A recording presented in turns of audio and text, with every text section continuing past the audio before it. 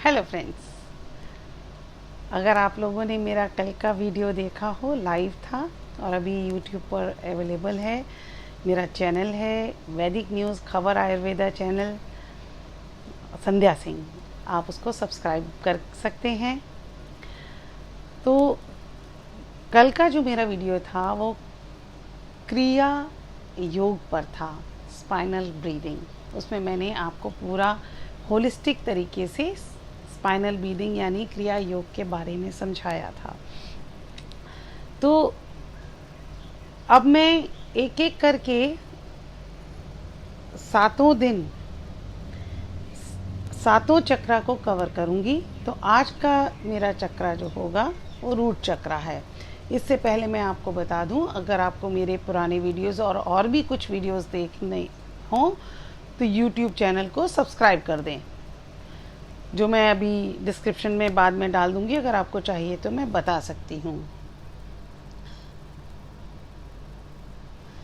उसमें खबर वैदिक न्यूज़ खबर आयुर्वेद चैनल संध्या सिंह, आप उसको सब्सक्राइब कीजिए तो आपको पुराने वीडियोस और भी कई वीडियोस मिल जाएंगे इसी सब्जेक्ट से, और भी कई ऐसे सब्जेक्ट से। मेरा जो इस चैनल को शुरू करने का मकसद है, या आज जो लाइव आने का मकसद एक ही है कि मैंने ये 25 साल से मैं योगा, नेचुरोपैथी और हर्बल की प्रैक्टिस में हूँ।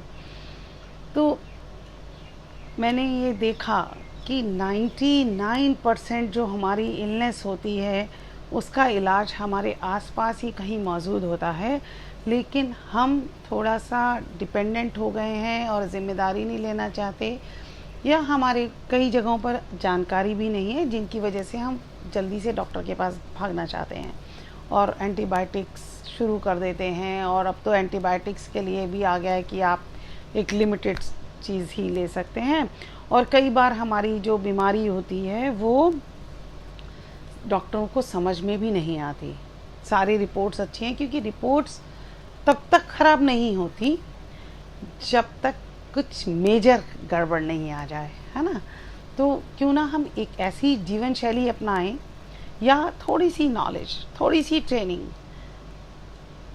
करें, ताकि हम ये हर वक्त के डॉक्टर के चक्करों से मुक्त हो सकें, और ख़ुद को, अगर डॉक्टर की दवाई ले भी रहे हैं उसके साथ अगर हम ये लेते हैं तो हमें थोड़ा जल्दी रिलीफ मिलेगा। तो कल का मेरा वीडियो जो था वो था क्रिया योग पर, यानी स्पाइनल ब्रीदिंग, जिसमें मैंने पूरा स्पाइनल ब्रीदिंग को समझाया था। आज का वीडियो मेरा जो है वो उसमें 7 पार्ट हैं। तो आज उसका पहला पार्ट है, जिसको हम रूट चक्रा कहते हैं या मूलाधार चक्र कहते हैं। मूलाधार चक्र जैसा कि हम नाम से ही जान रहे हैं कि वो हर चीज़ का रूट है, जड़ है। तो अब कई लोग ऐसे भी होंगे जो एकदम से कुछ और चक्र, अगर थोड़ी बहुत चक्र की नॉलेज रखते हैं। मेरा अपना ये एक्सपीरियंस है कि आपका कोई भी चक्र बिगड़ा हुआ है, लेकिन आप सबसे पहले शुरुआत हमेशा रूट चक्र से कीजिए, मूलाधार चक्र से शुरू कीजिए, है ना। अब आप ये जानना चाहेंगे जो नहीं इतना जानते, कि वैसे तो मेरा पिछला वीडियो रेफर कर सकते हैं कि रूट चक्र होता कहाँ पर है हमारे शरीर में। पहली बात तो मैं आपको चक्रा के बारे में कुछ बताना चाहूँगी। चक्र जो है हमारी बॉडी में एनर्जी सेंटर्स हैं, ठीक है। फिर जब कहीं पर किसी भी वजह से कोई ब्लॉकेज आ जाती है, वो एनर्जी सेंटर्स ऐसे सिकुड़ जाते हैं, डैमेज हो जाते हैं कभी कभी, और वो बंद हो जाते हैं। तो जब वो रूट बंद हो जाता है तो वो सारे फंक्शंस को ख़राब करता है। तो हम रूट चक्रा की बात करें। रूट चक्रा सबसे बेसिक है, और कुछ भी गड़बड़ होने पर पहले रूट चक्र को से शुरू कीजिए। अगर आपको रूट चक्र आपका ठीक है तो उसमें टाइम नहीं लगेगा, आप फर्दर दूसरे चक्र में मूव कर सकते हैं। जो लोग इस चक्रा शब्द या रूट चक्रा से के लिए नए हैं, वो मेरे पुराने वीडियोस जरूर देख लें, और कुछ भी डाउट आता है तो मुझसे पूछें, मैं ज़रूर जवाब दूंगी।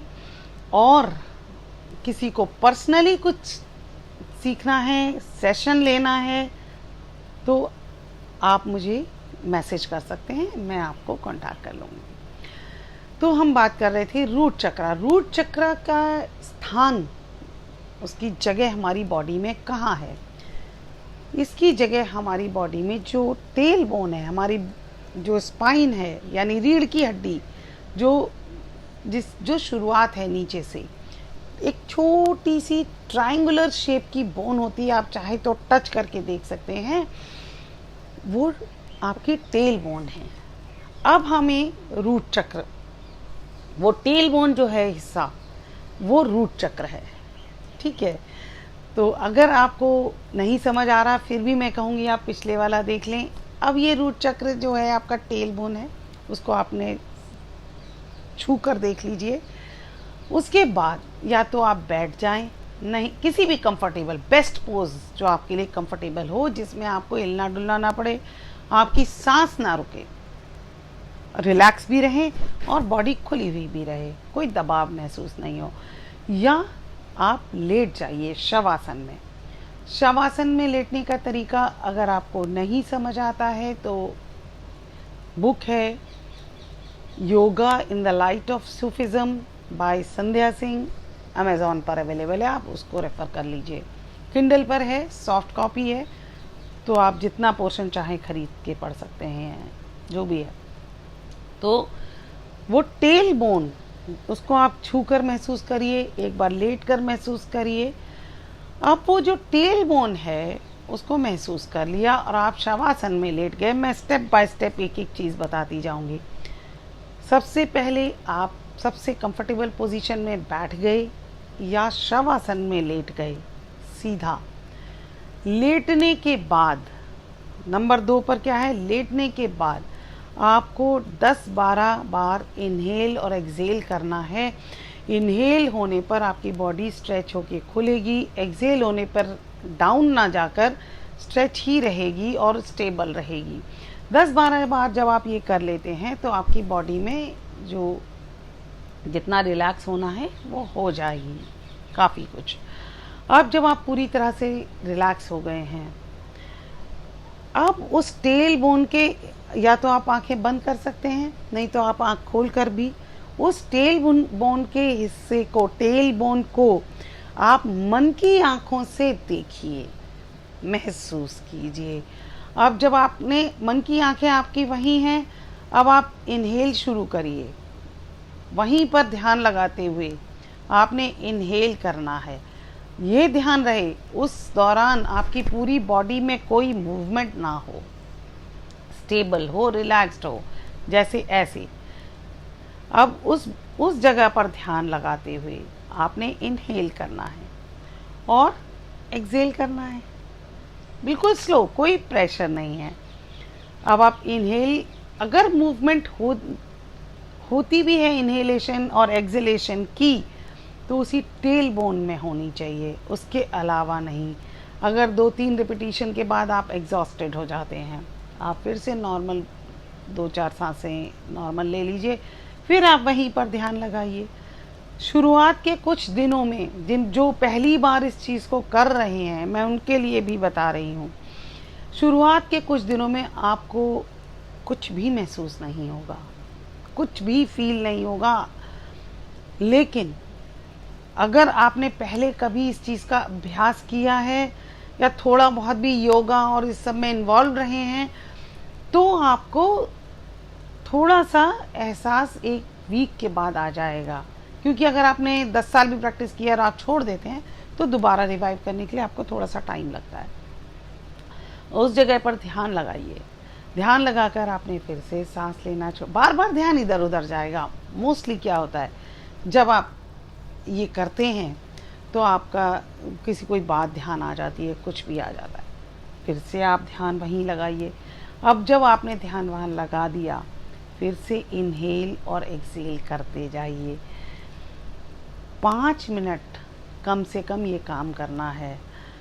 जब आप कुछ दिनों का अभ्यास हो जाएगा तो आपको अपनी उस टेल बोन जहाँ पर टच कर रही है, एक चेयर है या बेड है, वहाँ फील आना शुरू होगा कि हाँ ये टेल बोन जैसा कुछ है, उसका आसपास का एरिया है।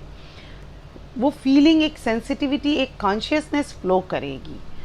ये जो आप सांस वहाँ ध्यान लगाते हुए सांस को ले और छोड़ रहे हैं, वो क्या है, ध्यान के साथ आपकी ब्रेथ फ्लो कर रही है, जिसको हम कहते हैं प्राण वायु। तो जब ये प्राण वायु जहाँ भी फोकस करती है, उस जगह को हील करना शुरू कर देती है। प्राण वायु ही एक ऐसी शक्ति है जो जिसको आप ईश्वर का वरदान भी कह सकते हैं, या हमारा जीवन वही है। ठीक है, अब ये प्राण वायु जब उसमें फ्लो करती है तो आपका ये चैनल खुलने लगेगा, और 1 वीक, 2 वीक, 3 वीक्स, कितना भी टाइम लगेगा, उस जगह पर कुछ दिनों में आपको स्पंदन का महसूस होगा, वाइब्रेशंस फील होंगी। टाइम लग सकता है, पेशेंस रखिए। पर जब पहला दिन था, जब आपको कुछ भी फील नहीं हो रहा था, तब भी वहाँ हीलिंग शुरू हो चुकी होती है। जैसे ही आपका ध्यान या कॉन्शियस जहाँ जाती है, वो जगह हील होना शुरू हो जाती है। अब ये कारण क्या होते हैं जिसकी वजह से हमारे चक्रा बंद हो जाते हैं? कोई भी फिज़िकल इंजरी हो सकती है, जैसे कोई इंजरी लगी तो वो दर्द की सहने की शक्ति, हम क्या करते हैं, उस जगह के सांस अवॉइड कर देते हैं। उस तरफ, जैसे हम इस तरफ दांत में दर्द होता है, इस तरफ से खाना खाते हैं, इस तरफ अवॉइड करते हैं, तो वो अवॉइड करना शुरू कर देते हैं, तो वो डेड होता जाता है। और जो पहले कुछ दिनों तक आपको वो जो एहसास नहीं था या जो फील नहीं थी कि आप कहाँ लेटे हैं, किस जगह पर हैं, वो फील इसी वजह से नहीं है क्योंकि पेरिफेरल तरीके से वो डेड होना शुरू हो जाता है। अब मैं आपको कुछ और बताऊंगी। जब ये रूट चक्रा, जो कि आज के कंटेक्स्ट में ज़्यादातर लोगों का डिसबैलेंस्ड होता है, ब्लॉक्ड होता है, बहुत कुछ होता है, अगर ये रूट चक्रा आपका बिगड़ा हुआ रहता है, कम एनर्जी रहती है, ओवर रहती है, तो क्या होता है? तो एंजाइटी होती है, आपका डाइजेशन ठीक नहीं होता, आप इनसिक्योर रहते हैं, फियरफुल रहते हैं, अनयूजुअल फियर्स रहते हैं, और भी बहुत सारे इश्यूज़ हैं। और कुछ ऐसे इश्यूज़ भी हैं जो कहीं किताबों में नहीं लिखे, पर आपके जब सॉर्ट आउट हो जाते हैं तब आपको पता चलता है कि ये हो गया।